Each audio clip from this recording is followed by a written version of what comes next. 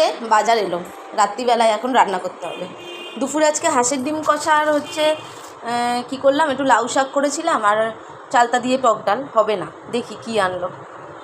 এই যে একটু মাটন নিয়ে এসছে। সত্যি বলছি, গরমে রান্না করতে একদম ইচ্ছা করছে না, প্রচণ্ড গরম লাগছে, কিন্তু শুনবে না, রান্না তো করতেই হবে।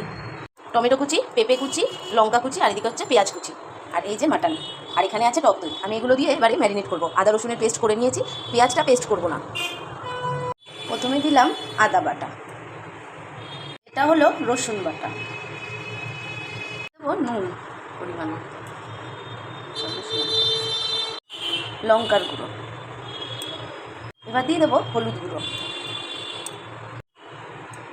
এবার দিয়ে দেবো টক দই, জিরের গুঁড়ো, দেবো তেল, তেজপাতাও দিয়ে দিয়েছি। এবারে দিয়ে দেবো পেঁয়াজ কুচি, লঙ্কা কুচি,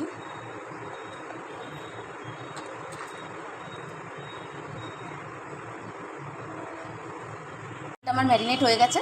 এবার এটা আমি ঢাকা দিয়ে রেখে দেবো, আধ ঘন্টা রাখতে পারবো, বেশি সময় নেই। আর একটু পেঁয়াজ কুচি রেখে দিয়েছি, এটা ফোড়নের জন্য।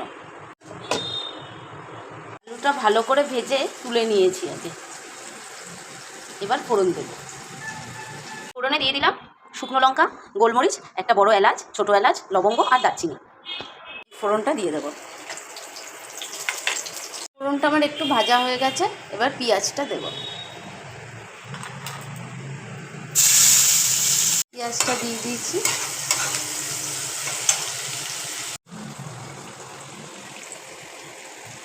পেঁয়াজটা আমার বাদামি বাদামি হয়ে গেছে, এবার মাটনটা দেবো। এই যে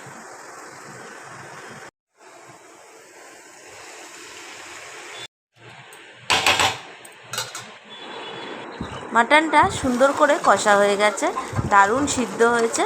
এবারে এর মধ্যে জল দিয়ে দেব। ঝোলও ফুটে গেছে, আলুও দিয়ে দিয়েছি। নামানোর আগে ঘি গরম মশলা দিয়ে নামিয়ে নিয়েছি। দারুণ হয়েছে। আমার ভিডিওটা ভালো লাগলে একটা লাইক, শেয়ার, কমেন্ট করো, সাবস্ক্রাইব করো।